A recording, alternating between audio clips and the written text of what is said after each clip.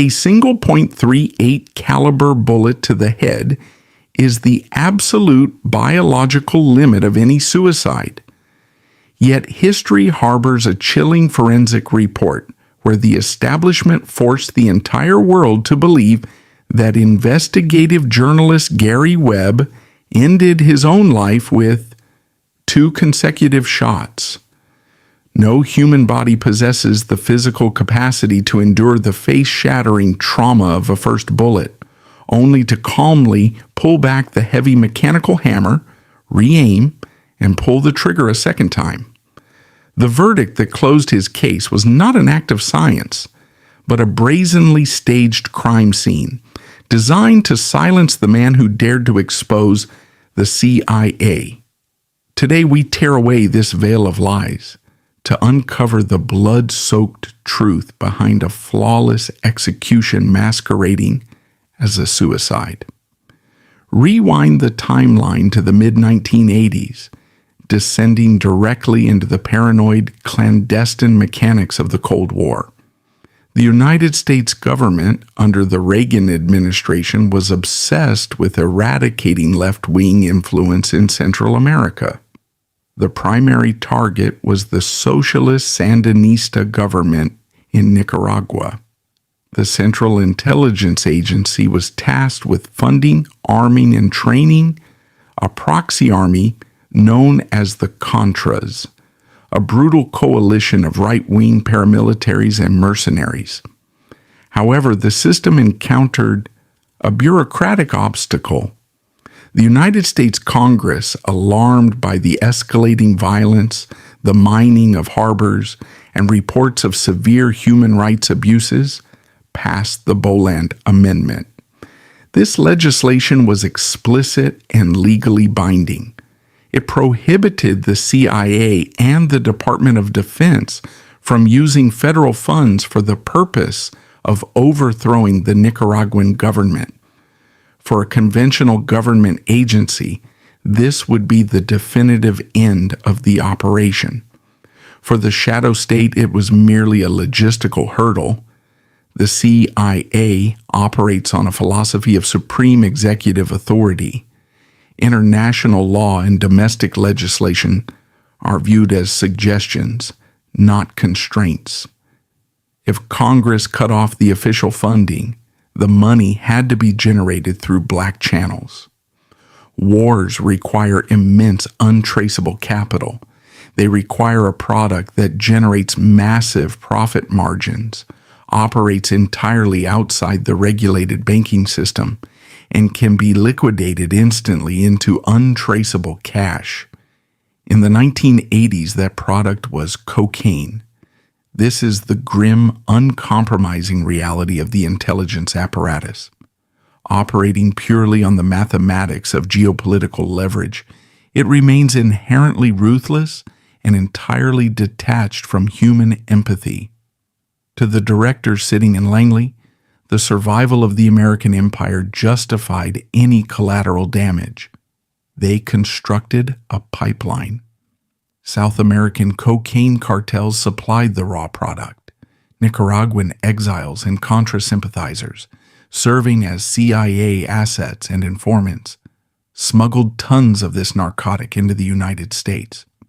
They flew into military bases and private airstrips completely unbothered by the Drug Enforcement Administration or U.S. Customs, because they possess the ultimate shield, the protection of the national security state. The devastation unleashed upon the American populace during this period was catastrophic. The cocaine was transported directly into the urban centers of the United States, specifically Los Angeles. There, it was synthesized into crack cocaine, a highly addictive, devastatingly cheap derivative that could be sold in small, affordable quantities. The primary distributor in South Central Los Angeles was a local street kingpin named Freeway Ricky Ross. But Ross was merely the retailer, his wholesaler. His direct connection to the infinite supply was a Nicaraguan exile named Danilo Blandon. Blandon was not a street thug. He was a highly educated political operative with a master's degree, holding a civilian rank equivalent to a diplomat within the Contra hierarchy. He was selling tons of cocaine in the ghettos of California, taking the millions of dollars in untraceable cash and funneling it directly back to the CIA-backed Contras to purchase assault rifles, ammunition, and explosives. The system was perfectly insulated. The CIA achieved its foreign policy goals without congressional oversight. The Contras received their weapons. The only casualties were the hundreds of thousands of predominantly African American citizens whose neighborhoods were transformed into war zones, whose families were decimated by addiction, and who were subsequently locked in federal prisons for decades under draconian new drug laws. The deep state viewed the destruction of these American communities as an acceptable operational cost. It was a flawless, closed-loop financial ecosystem. It remained perfectly hidden until the summer of 1995, when a woman named Coral Baca walked into the Sacramento bureau of the San Jose Mercury News and handed Gary Webb a stack of grand jury transcripts. Webb was an experienced, award-winning investigative reporter, but he was accustomed to exposing corrupt local politicians and corporate malfeasance. When he began pulling on the thread of the Danilo Blandon case, he expected to find a localized, contained scandal. Instead, he unraveled the tapestry of the deep state. He traveled to Nicaragua. He interviewed imprisoned cartel bosses, former Contra leaders, and DEA agents who had been ordered to stand down when their investigations got too close to CIA assets. He collected thousands of pages of declassified documents, court transcripts, and sworn testimonies. He built a fortress of empirical data. The profound psychological shift Webb experienced over that year became the defining burden of his life. Webb realized that the much-publicized war on drugs was a grotesque paradox. Parts of the intelligence apparatus were actively shielding the very cartels importing the poison, using the illicit profits to fund foreign proxy wars. It was a level of systemic psychopathy that defied the comprehension of a normal citizen. In August 1996, Webb and the San Jose Mercury News published the three-part series titled Dark Alliance. It was a watershed moment in the history of media. It was one of the first major investigative series to be published not just in print, but heavily supported by the nascent World Wide Web. Webb uploaded the source documents, the audio recordings, and the court transcripts directly to the internet, allowing the public to bypass the traditional media gatekeepers and read the raw intelligence themselves. The immediate aftermath was explosive. The series generated over 100,000 hits a day, an unprecedented number for a newspaper website in 1996. The African American community, which had long suspected government complicity in the deliberate destruction of their neighborhoods, erupted in justified outrage. Congressional black caucuses demanded investigations. The director of the CIA, John Deutsch, was forced to attend a public town hall in South Central Los Angeles, where he faced a furious, screaming crowd of citizens holding copies of Webb's articles. For a brief, fleeting moment, it appeared that the Fourth Estate had triumphed. Gary Webb had utilized the tools of journalism to expose the darkest, most heavily guarded secret of the Cold War machine. He had brought the architects of the shadow state out of the darkness and into the unforgiving light of public scrutiny. He believed he had won. He believed that the truth, backed by undeniable documentation, was an impenetrable shield. He did not realize that he had merely fired the opening shot.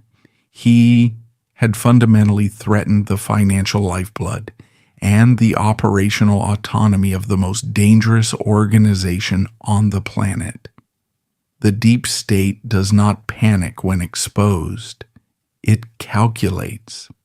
They realized that they could not simply assassinate a high-profile journalist at the height of his fame. That would validate his reporting and ignite a revolution. They needed a more insidious surgical approach. They needed to execute a strategy that would not only destroy Gary Webb, but would serve as a permanent, chilling warning to any journalist who might ever dare to look into the shadows again. The tactical phase of the physical assassination was years away. The immediate operation was the systematic, total obliteration of the man's identity.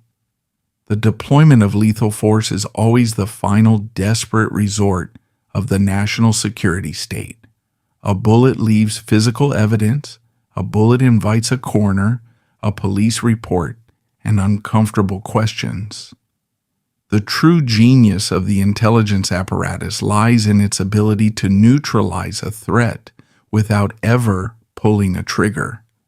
To understand the crucifixion of Gary Webb, one must study the ruthless, highly calibrated mechanics of character assassination. When a journalist exposes the foundational crimes of the empire, the system does not immediately send men in dark suits to his door. That is the realm of Hollywood fiction. In reality, the system activates its most powerful, compliant, and devastating asset, the mainstream media. There is a fundamental doctrine in the operational playbook of the deep state. You do not assassinate a hero.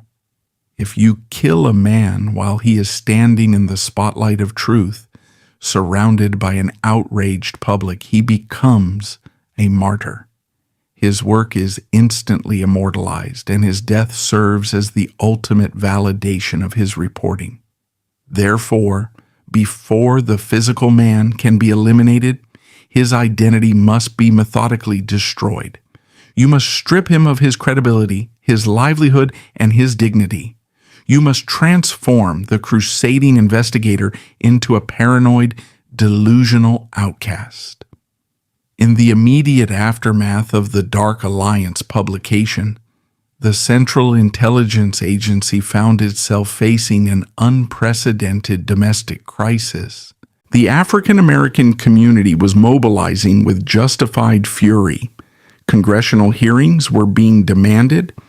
The carefully sanitized image of the intelligence community was unraveling in real time. The CIA urgently needed a firewall to halt the spread of the scandal, and they found it in the editorial boards of the nation's most prestigious newspapers. The counter-offensive was swift, brutal, and overwhelmingly disproportionate. It was not led by government spokesmen standing at podiums, but by the titans of the Fourth Estate, the New York Times, the Washington Post, and the Los Angeles Times. These institutions did not dispatch their elite investigative teams to Central America to verify Webb's findings. They did not dig deeper into the drug cartels or subpoena the financial records of the Contras. Instead, they dispatched their reporters to dig into Gary Webb. The Los Angeles Times alone reportedly assigned a staggering 17 journalists to a single unspoken objective: dismantle Dark Alliance and destroy its author. To the naive observer, this appeared to be a case of rigorous journalistic standard setting or professional jealousy. To the forensic analyst, it was the execution of a classic intelligence protocol. The strategy was brilliant in its malice. The establishment press did not attempt to disprove the core, terrifying truth of Webb's reporting that CIA assets were funneling tons of cocaine into the United States. That fact was largely supported by the government's own internal documents and grand jury testimonies. Instead, the strategy was to attack the periphery. They seized upon minor formatting choices.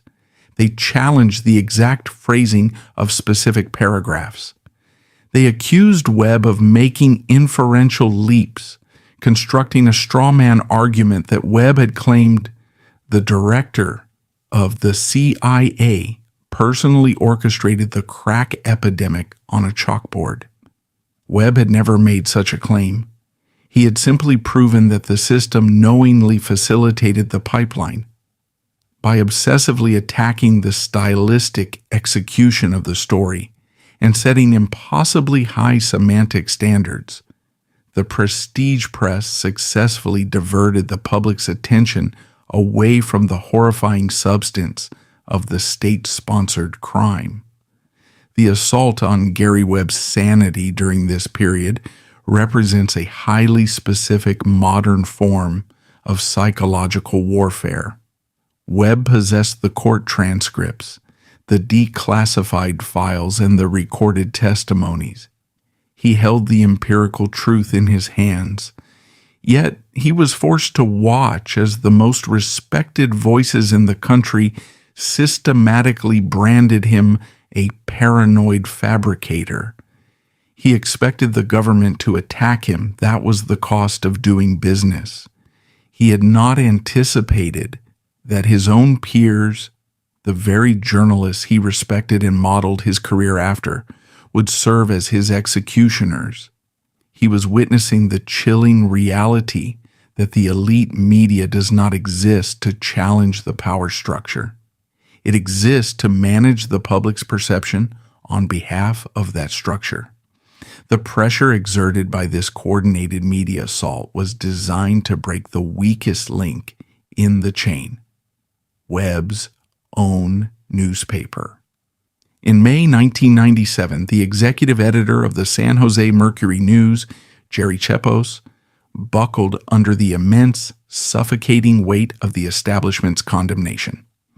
Chepos published a lengthy front-page editorial essentially disavowing Webb's work. He apologized for the series, stating it had fallen short of their journalistic standards. He did not point to a single fabricated fact, but the optics were absolute. For an investigative journalist, your publisher's public retraction is not a reprimand. It is a public execution of your credibility. The institutional shield that protects a reporter had been deliberately lowered, leaving Webb entirely exposed to the wolves. What followed was a systematic campaign of professional isolation and psychological degradation. The system knows that to completely destroy a man, you must strip away his purpose. Webb was not fired immediately. That would have allowed him to claim martyrdom and potentially secure a lucrative book deal or television appearances. Instead, he was exiled. He was transferred from the high-stakes investigative desk in Sacramento to a small regional bureau in Cupertino. A Pulitzer Prize-winning journalist, a man who had just exposed a global narcotics conspiracy orchestrated by the CIA, was ordered to report on minor traffic disputes, local police blotters, and mundane municipal meetings. This is the precise architecture of systemic ruin. It is designed to be deeply humiliating, relentlessly grinding down the ego to force a voluntary surrender. Webb was being buried alive in the minutiae of local news. His colleagues stopped speaking to him, fearing guilt by association. His editors ignored his pitches. He was transformed into a pariah within his own newsroom. Eventually, the psychological suffocation achieved its intended result. In December 1997, exhausted and thoroughly defeated by the institutional blockade, Gary Webb resigned from the San Jose Mercury News. The system had successfully severed him from his platform, but the destruction of his identity was only half complete. The deep state understands that an isolated man is still capable of speaking, even if his audience is small. Therefore, the isolation must be absolute. It must extend into the financial and personal realms. Webb attempted to find work at other major publications, believing that his undeniable skills and his track record would eventually supersede the controversy. He was wrong. The media establishment had placed a permanent, invisible quarantine around his name. He was entirely radioactive. No reputable newspaper would touch him. He was forced to take low-paying jobs at small alternative weeklies, working for a fraction of his former salary. The financial ruin acted as a slow-acting poison on his personal life. The stress of the public humiliation, the sudden poverty, and the relentless, suffocating isolation began to tear his marriage apart. Webb's home, once a place of refuge, became a pressure cooker of anxiety and unresolved trauma. He and his wife, Sue Bell, eventually divorced. He lost his daily connection with his children. He was stripped of every pillar of stability that anchors a human being to reality. Look closely at the architecture of this destruction. The intelligence apparatus did not touch him physically. They did not plant drugs in his car or arrest him on fabricated charges. They simply activated a cultural operating system that systematically deleted him from professional society. They demonstrated the terrifying, quiet power of the American deep state. They can utterly annihilate your life, drive your family away, and push you into abject poverty, all while maintaining the pristine illusion of a free and fair democratic society. By the winter of 2004, the objective of the character assassination had been fully achieved. Gary Webb was no longer a celebrated, dangerous investigative journalist. He was a financially destitute, clinically depressed, and socially isolated man living alone in a modest house in Carmichael, California. He had been successfully stripped of his credibility and his audience. If he spoke out now, he would not be heard. He would simply be dismissed as a bitter, broken conspiracy theorist clinging to past glories. The protective perimeter of public attention had vanished. He was completely alone in the dark. To the architects of the shadow state, this was the exact biological and psychological condition required for the final phase of the operation. The smokescreen of the media had done its job flawlessly. Now it was time for the kinetic phase. It was time for the cleaners to step into the California night, ensuring that the man who had kicked over the billion-dollar rice bowl would never, ever have the chance to rebuild it. The transition from psychological warfare to physical elimination is rarely impulsive.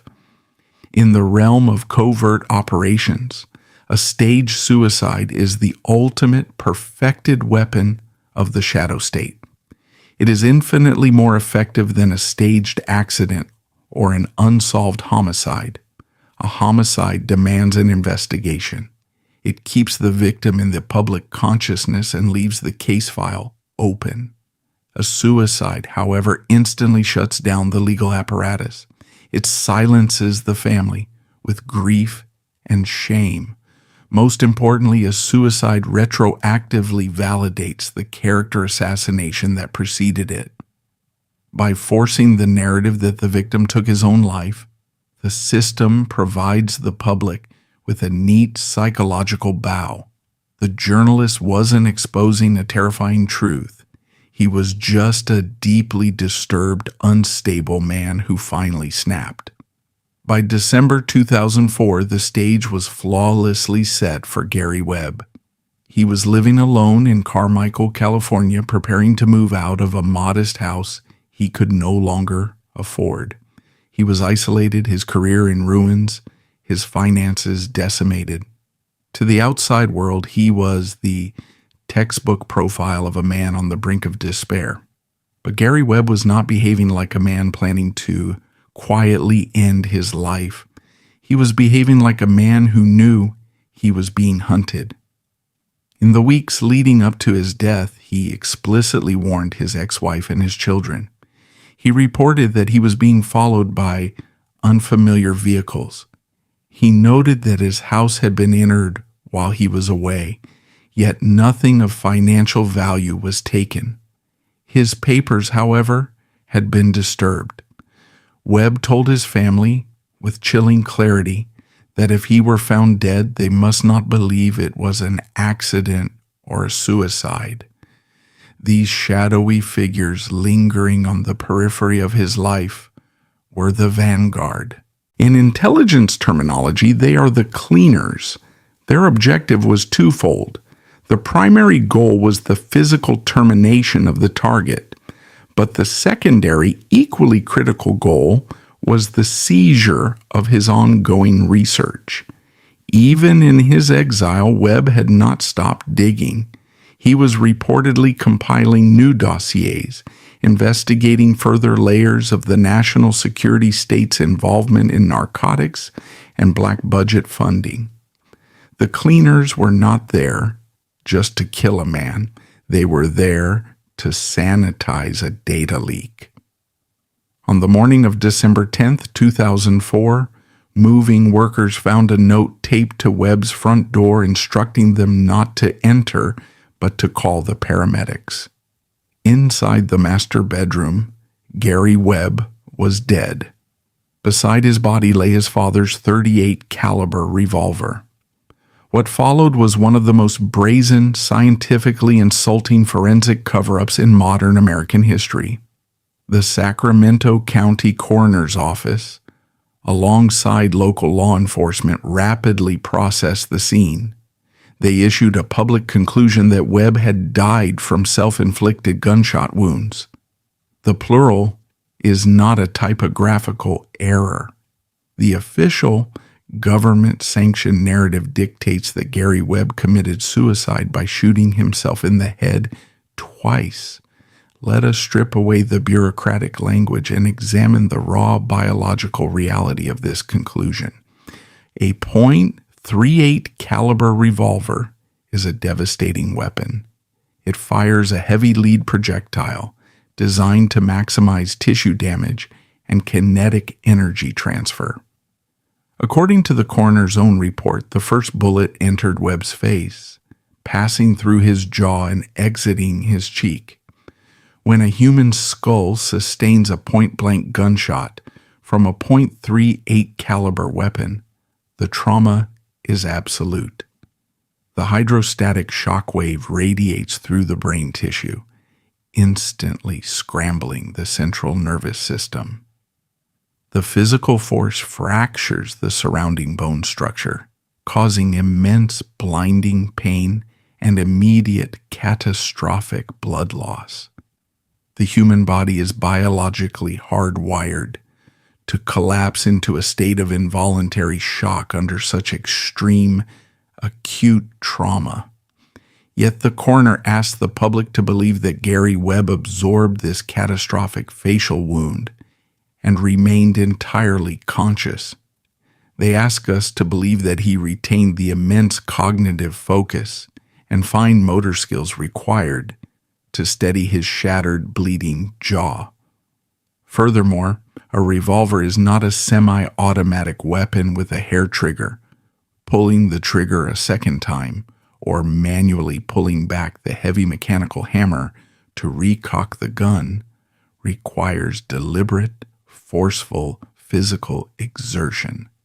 The official narrative demands that a man with a bullet hole through his face calmly perform these mechanical actions, reposition the heavy steel barrel against his head, and successfully fired a second perfectly aimed shot that severed an artery and penetrated his brain. The official conclusion defies common instinct. While forensic science dictates that surviving a first gunshot to the face and firing a second is statistically rare but anatomically possible, to the skeptical public, it sounded like a brazen cover-up.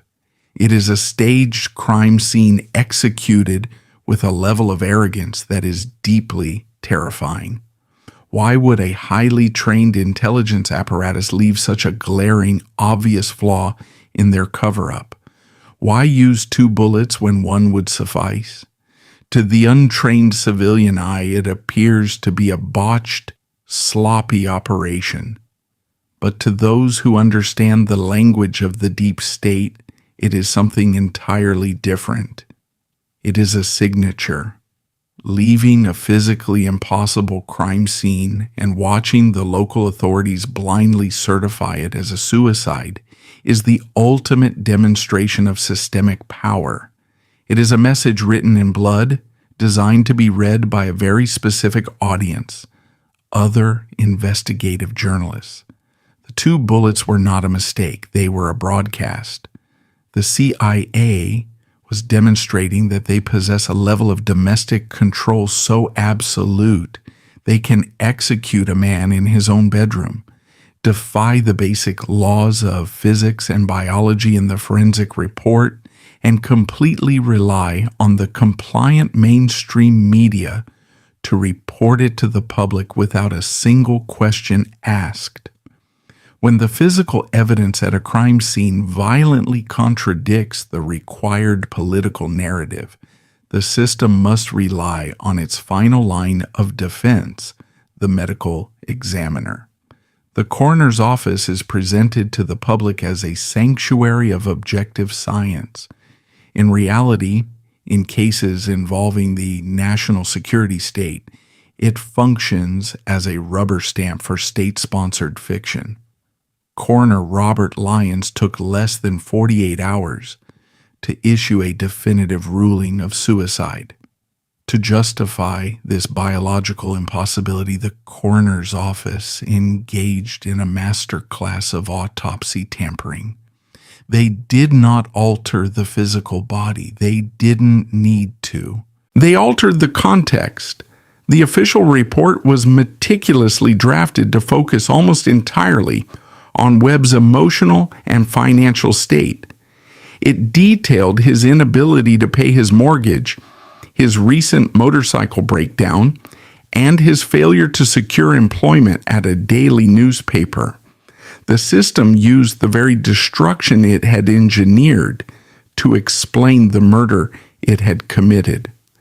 When independent journalists and skeptical citizens demanded an explanation for the 2 bullets, the coroner's office offered a response that insulted the intelligence of the American public. They claimed that the first bullet merely passed through Webb's cheek, missing vital organs and leaving him conscious and physically capable of firing a second lethal shot. They ignored the hydrostatic shock. They ignored the catastrophic blood loss. They ignored the complex motor skills required to operate a revolver after sustaining massive facial trauma. They simply codified a physical impossibility into the public record. This is the chilling efficiency of the deep state. They do not need to silence everyone. They only need to control the men who sign the final paperwork. The autopsy report was not a medical conclusion. It was a political mandate. It was the final necessary document required to close the file on the man who had exposed the CIA's billion-dollar drug pipeline. The physical execution of Gary Webb was merely the kinetic phase of a much broader intelligence operation. Once the heavy mechanical hammer of the .38 revolver fell for the second time, and the target was definitively neutralized on his bedroom floor, the true objective of the intrusion commenced. In the lexicon of covert operations, a successful assassination is worthless if the victim's data survives. The deep state does not deploy operatives into a suburban home simply to exact revenge. They deploy them to plug a leak. To understand the sheer clinical efficiency of the hours immediately following Webb's death, you must look at the specific circumstances of his life in December 2004. Webb was in the process of moving. His home in Carmichael was filled with cardboard boxes, stacked files, and disarray. To a local homicide detective arriving at the scene, this looks like the tragic, chaotic end of a financially ruined man. Gary Webb had been professionally exiled, but he had not been entirely silenced. He possessed the fundamental, unbreakable compulsion of a true investigative journalist. He could not stop digging. Even while writing for minor alternative weeklies, Webb was reportedly compiling new dossiers. He was continuing his probe into the darkest corners of the national security state, chasing leads regarding further CIA involvement in narcotics, black budget funding, and overseas clandestine operations. He had amassed hard drives, encrypted notes, and sensitive files that posed a direct ongoing threat to the architecture of the shadow state. To Webb's supporters, the chaotic scene of his home, filled with moving boxes, raised chilling questions. Was it merely the tragic, disorganized end of a financially ruined man? Or did the disarray provide the perfect operational camouflage for those seeking to sanitize a data leak? In the aftermath, Webb's family noted that while items of standard financial value, televisions, appliances, cash, were left entirely untouched, critical items were missing. Specific folders and hard drives containing his ongoing research had vanished. This is the chilling hallmark of a state-sponsored containment protocol. This is the chilling hallmark of a state-sponsored containment protocol. A common thief takes a stereo. The deep state takes your history. The cold-blooded efficiency of this containment phase cannot be overstated. The system understands that the most dangerous weapon a dead journalist possesses is his unfinished work. If Webb's notes had fallen into the hands of a competent, courageous colleague, the investigation could have been resurrected. The fire he started could have been reignited. Therefore, the cleaners must ensure that the man dies entirely. They must sever the intellectual arteries of his research, guaranteeing that when the public looks at the crime scene, they see only a corpse, not a continuation of the truth. Imagine the profound silent violation of that suburban home. The men who orchestrated the destruction of Webb's career, the men who had systematically stripped him of his reputation and his family, were now walking through his bedroom. They were sifting through the physical remnants of his ruined life, ensuring that his final desperate attempts to hold them accountable were stuffed into a black bag and carried out the back door. They were erasing his legacy in real time. By the time the Sacramento County Sheriff's deputies and the coroner's office arrived, the scene had been completely bleached of its intelligence value. The threat was contained. The data was secured. The only thing left behind was a meticulously arranged tableau: a dead man, a gun, and a house full of boxes. The stage was perfectly set for the local authorities to unwittingly perform the final act of the cover-up. The system had successfully silenced the ghost before it could even haunt them. When the physical evidence at a crime scene violently contradicts a required political narrative, the system must rely on its final, most unassailable line of defense: the medical examiner. We are conditioned to view the coroner's office as a sanctuary of objective science, a place where empirical data dictates the truth of a person's final moments. In reality, in cases involving the highest echelons of the national security state, the coroner functions as a bureaucratic rubber stamp for state-sponsored fiction. The paperwork is the ultimate weapon. It legally redefines reality. When the body of Gary Webb arrived at the Sacramento County Coroner's office, the forensic reality was undeniable and grotesque. There were 2 point-blank gunshot wounds to the head. In any standard civilian homicide protocol, this immediately triggers a massive multi-agency investigation. The weapon is bagged and meticulously tested for trace DNA and foreign fingerprints. The trajectory angles of the bullets are mapped using lasers. Financial records are frozen, phone taps are requested, and known associates are brought into interrogation rooms. In the case of Gary Webb, none of this happened. Coroner Robert Lyons took less than 48 hours to issue a definitive, unshakable ruling of suicide. For Webb's fierce defenders, the rapid ruling by the coroner's office felt less like a comprehensive medical inquiry and more like a convenient institutional closure. They viewed the report not as a definitive scientific conclusion, but as the final paperwork needed to quickly seal the file on a deeply problematic journalist. They did not need to physically alter the body. They simply altered the context surrounding it. The official autopsy report was meticulously drafted to read less like a medical document and more like a psychological profile. It focused almost entirely on Webb's emotional and financial devastation. It detailed his inability to pay his mortgage, his recent motorcycle breakdown, and his failure to secure employment at a reputable daily newspaper. The system shamelessly used the very destruction it had engineered to explain the murder it had just committed. When independent journalists and skeptical citizens demanded an explanation for how a man could shoot himself in the face twice with a heavy-caliber revolver, the coroner's office offered a response that insulted the basic intelligence of the American public. They claimed that the first bullet had taken a non-lethal trajectory, passing through Webb's cheek and missing vital organs, thereby leaving him conscious, aware, and physically capable of firing a second lethal shot.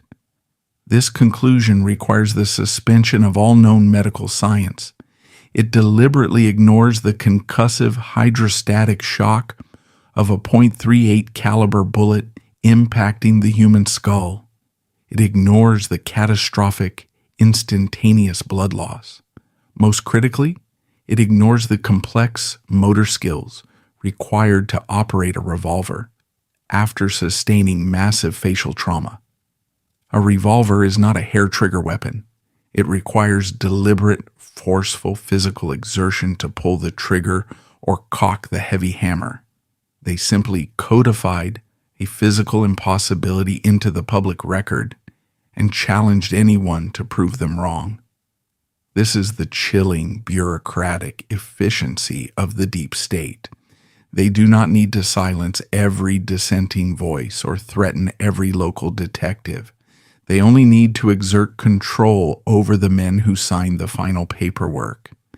It was the final necessary document required to legally close the file on the man who had exposed the CIA's billion-dollar drug pipeline. With the coroner's signature, the murder was officially erased from history. The most devastating phase of a state-sponsored cover-up is not the execution, it is the aftermath. Once Gary Webb was buried and his files were sanitized, the media establishment quickly moved on, comfortable in the official lie they had helped manufacture. The story of Dark Alliance was officially relegated to the realm of paranoid conspiracy. The architects of the shadow state had successfully defended their perimeter. But the truth, once released into the public consciousness, is notoriously difficult to eradicate entirely. It leaves a residue. In 1998, 4 years after Webb's initial reporting and 6 years before his staged suicide, the CIA's own Inspector General, Frederick Hitz, released a heavily redacted multi-volume internal investigation. In the dense bureaucratic language of the intelligence community, the report quietly admitted what Gary Webb had screamed to the world. The CIA had, in fact, worked with dozens of known drug traffickers. The agency had actively protected these assets from investigation by the Department of Justice and the Drug Enforcement Administration. The United States government officially confessed to facilitating the narcotics pipeline. There were no front-page apologies from the New York Times. There were no televised retractions from the Los Angeles Times. The mainstream media buried the Inspector General's report deep in the back pages, prioritizing the Lewinsky scandal and political theater. The system had investigated itself, admitted its guilt in a whisper, and granted itself a permanent pardon. By the time this confession was made public, the damage was already irreversible. The Contras had received their weapons. The inner cities of the United States were decimated by crack cocaine, leading to a generational epidemic of violence and mass incarceration. And Gary Webb, the man who had sacrificed his life to expose the blueprint of this destruction, was a broken outcast waiting for the cleaners to arrive in the California night. The true nightmare surrounding Gary Webb's demise is not merely that a crusading journalist was lost. It is the terrifying realization that ultimate power does not actually fear exposure. It simply manages it. If you dare to challenge the financial architecture of the deep state, they will not engage you in a civilized debate. They will not arrest you. They will weaponize the press to destroy your identity. They will strip you of your family, your credibility, and your livelihood. And when you are finally alone, when society has been conditioned to view you as a tragic, unstable failure, they will send operatives into your home. And when you are finally alone, when society has been conditioned to view you as a tragic, unstable failure, the operatives can step into your home. They can leave a crime scene with 2 bullet wounds to the head, a scenario so statistically improbable it defies common instinct, and confidently rely on the state apparatus to officially rule it a suicide. The story of Gary Webb is a stark, unforgiving warning. It proves that the Republic is managed by power structures that view the absolute truth as a terminal liability. Officially, legally, and historically, Gary Webb took his own life. But for those who have studied the blueprint of his destruction, the official record is nothing more than a sanitized piece of fiction. His death remains a blood-soaked message broadcast directly to any citizen who might ever think of stepping out of line. Do not look into the shadows. Do not threaten the machine. His death was a blood-soaked message broadcast directly to any citizen who might ever think of stepping out of line. Do not look into the shadows. Do not threaten the machine. Because if the system can assassinate a Pulitzer Prize-winning journalist in his own bedroom and force a nation of 300 million people to accept a physical impossibility, then the social contract is void.